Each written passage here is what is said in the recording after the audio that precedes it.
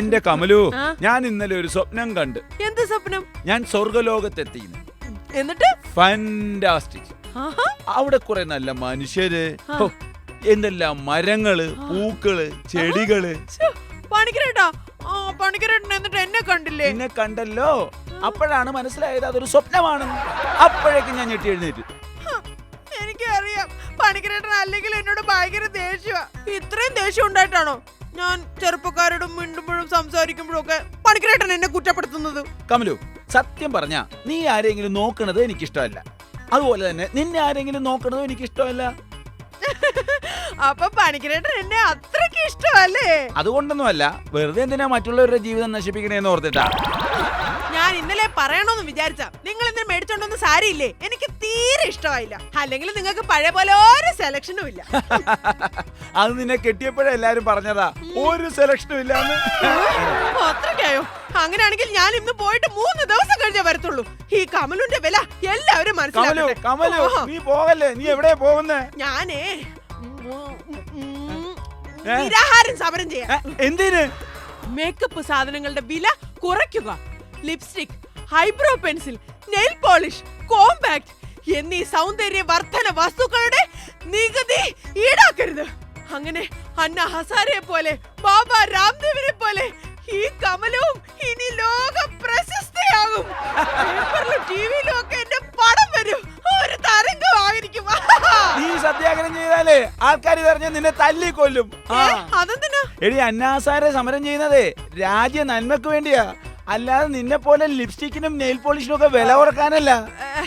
അല്ല, എന്നാലും എടി, സമരം ചെയ്യാൻ വേറെ ഒരുപാട് മാർഗങ്ങളുണ്ട്. ഞാൻ കാണിച്ചു തരാം എങ്ങനെയാണ് പ്രതികരിക്കേണ്ടതെന്ന്. എന്റെ ഹെൽമെറ്റ് എവിടെ? ദാ, ഒരു പുതിയ രീതിയിലുള്ള ഒരു സമരമുറ ഞാൻ ആരംഭിക്കാൻ പോവുകയാണ്. അയ്യോ, പണിക്കരേട്ടന് വട്ടായോ?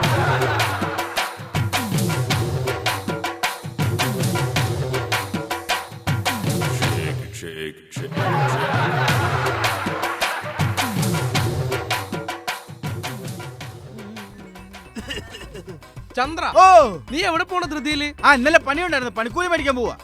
എന്റെ പൊന്നെ, നീ പണിക്കൊക്കെ പോയി തുടങ്ങിയ? ഞാനല്ല, അമ്മയ്ക്ക് പണിയുണ്ടായിരുന്നു, പണിക്കൂലി മേടിക്കാൻ പോവാ. ആ പാവം കഷ്ടപ്പെട്ട കാശ് മേടിച്ച് കള്ളുടിക്കാൻ പോവല്ലേ നീ? കൈ കാശില്ലെന്ന് പിന്നെ ഞാൻ ചെറുതടിക്കണ്ടേ?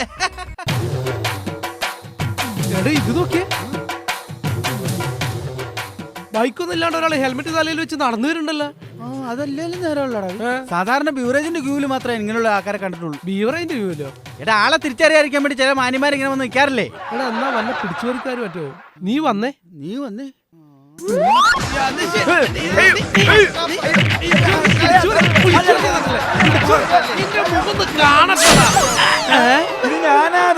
പണിക്കരേട്ടൻ എന്തായത് ടൂറിലാണ്ട് ഹെൽമെറ്റ് വെച്ച് നടക്കണേ?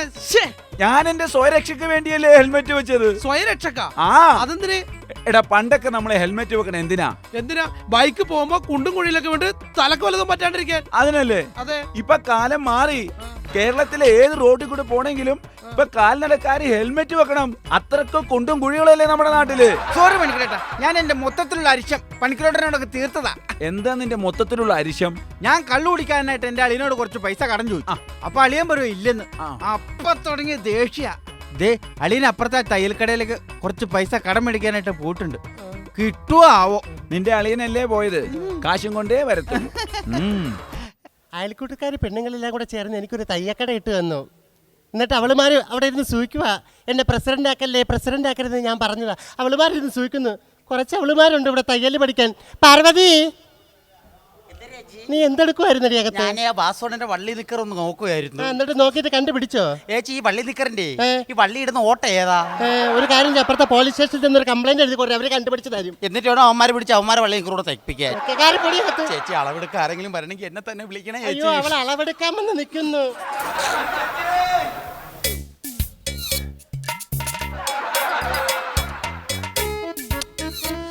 സരോണി ചേച്ചി, എന്തോ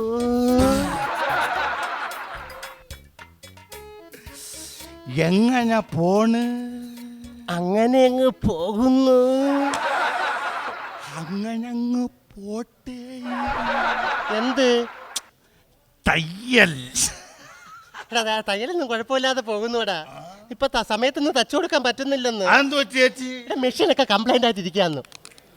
സുഗുണ, നീ ഇങ്ങനെ കിടന്ന് വെള്ളം അടിച്ച് നശിക്കേണ്ട കാര്യമുണ്ടോടാ? വെള്ളമടിച്ച് നശിക്കുന്നോ? എടി ഞങ്ങൾ ആണുങ്ങളെ ഞങ്ങളെ വിഷമം കൊണ്ടല്ലേ വെള്ളം അടിക്കുന്ന, അറിയോ നിനക്ക്? നിനക്ക് എന്തോ വിഷമം ഇരിക്കുന്നടാ? എടി തമിഴ്നാട്ടിലുള്ള പാവപ്പെട്ട അണ്ണാച്ചിമാര് തമിഴ്നാട്ടിൽ നിന്ന് കേരളത്തിൽ വന്ന് ബോണ്ടയും ഉള്ളിവടയും ഉണ്ണിയപ്പവും വടയൊക്കെ കച്ചവടം ചെയ്തിട്ടുണ്ടപ്പോ നീ എല്ലാവരും കൂടെ അതിന് അസൂയപ്പുണ്ട്. ഇവിടെ ഉണ്ണിയപ്പവും വടയും ഉണ്ടാക്കി അതിൽ നിന്നും വലിയ നെയ്യപ്പം ഉണ്ടാക്കി കുടുംബശ്രീ അയൽക്കൂട്ടവും കൂടി നീ അവന്മാർക്കിട്ട് നല്ലൊരു പണി കൊടുത്തില്ലേടി? ഞങ്ങളെ മെടുക്കായി പോയത്. അതിനുശേഷം നീയൊക്കെ ഈ കേരളത്തിൽ ഞങ്ങളെ പോലുള്ള കൂലി പണിക്കാർക്ക് നല്ലൊരു പണി തന്നില്ലേ? ഞങ്ങളുള്ളോണ്ട് നല്ല രീതിയിൽ റോഡൊക്കെ വൃത്തിയാക്കുന്നില്ലേടാ ഞങ്ങള്? പിന്നെ ഭയങ്കര വൃത്തിയാക്കല് തന്നെ. എടി വൃത്തിയുടെ കാര്യത്തിൽ ഞങ്ങൾ ആണുങ്ങളും മോശക്കാരല്ല. നിങ്ങൾ എന്തോ വൃത്തി കാണിച്ചൂടെ? നീ ആ കേരളത്തിലെ ബിവറേജിന്റെ ഫ്രണ്ടുകളിൽ വന്ന് നോക്കടി. അവിടെ വല്ല കല്ലോ മണ്ണോ ഉണ്ടോ നോക്ക്. അവിടെ ഇലയിട്ടിരുന്ന് ഉണ്ണാം. നിനക്കറിയാവോട്? അവിടെ നിങ്ങൾ കണക്ക് കുശുമ്പും കുഞ്ഞായ്മയും ജാതിയും മതമൊന്നുമില്ല. അവിടെ ഏകോദര സഹോദരങ്ങളെ പോലെ ഒറ്റ ലൈൻ. 50 50 20 20 പറഞ്ഞ പൈസ കൊടുത്ത് ഞങ്ങൾ മേടിച്ചടിക്കും. അല്ല അവിടെ നിങ്ങളെ കണക്ക് കുശുമ്പും കുഞ്ഞായ്മ ഒന്നുമില്ല. നിങ്ങൾ ചെയ്യുന്ന എല്ലാ ജോലികളും ഞങ്ങൾ സ്ത്രീകളായി ഞങ്ങൾ ചെയ്യുന്നില്ലേടാ? എന്ത് പണി നിങ്ങൾ ചെയ്ത്? ഓട്ടോറിക്ഷ ഓടിക്കുന്നില്ലേ? കാർ ഓടിക്കുന്നില്ലേ? എന്തിനേറെ പറയുന്നു, വിമാനം വരെ പറത്തുന്നില്ലേടാ ഞങ്ങള്? പിന്നെ വിമാനം വരെ പണത്തിന് അങ്ങ് വലിയ വായിലങ്ങ് പറഞ്ഞു. എന്നാലേ ഞങ്ങൾ ആണുങ്ങളെ കണക്ക് നീയക്കില്ല തെങ്ങിന്റെ മുകളിൽ നിന്ന് കയറി നോക്കിയിടി. ഞങ്ങൾ എന്താ തെങ്ങിൽ കയറിയാല്? തേങ്ങ പറക്കാൻ ആണുങ്ങളെ ക്യൂ ആയിരിക്കും താഴെ. ചേച്ചി അളവെടുക്കണോ ചേച്ചി? അയ്യോ, അളവെടുക്കാൻ വന്ന നോക്കിയാണ് അവള്.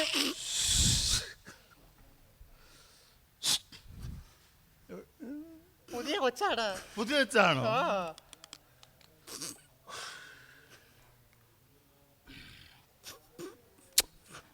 അളവെടുപ്പുകാരി മോളെ പേരെന്തൽ?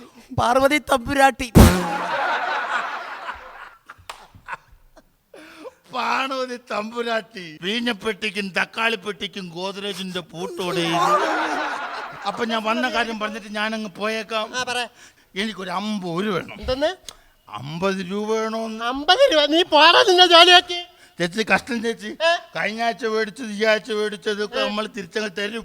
നിന്റെ സ്വന്തക്കാരിയാടാ ഞാൻ. നീ കാണുമ്പോ കയറി വന്ന് 50 രൂപ ഒന്നും ചോദിക്കാൻ. ചേച്ചി നമ്മളും ചേച്ചി ഞാനുമായിട്ടുള്ള സോഷ്യൽ മെന്റാലിറ്റി വെച്ച് ഒരു 50 രൂപ. നിനക്ക് ചാരായം കുടിക്കാൻ 50 രൂപ ഞാൻ തരത്തില്ല. തരത്തില്ല. ഇല്ല. അപ്പൊ എന്റെ പൊന്നേച്ചി എനിക്ക് തരത്തില്ലെന്ന്. നീ കാലൊന്നും പിടിക്കണ്ട, ഞാൻ തരത്തില്ല. കണ്ട 50 രൂപ കൊണ്ട് എന്റെ കാലൊന്നും പിടിക്കും അവൻ. ഞാൻ ഇപ്പൊ 50 രൂപ കൊടുത്താലൊക്കെ എന്നെ നിനക്ക് അകത്ത് എന്തെല്ലാം ജോലി. അങ്ങോട്ട് കാലം വിടറ ചേച്ചി. ഞങ്ങൾ 50 രൂപ മേടിച്ച തിരിച്ചു തരത്തില്ല. എന്റെ പൊന്നേച്ചി തന്നിട്ട് പോയാൽ എന്റെ പൊന്നേച്ചി കഷ്ടമല്ലേ ചേച്ചി?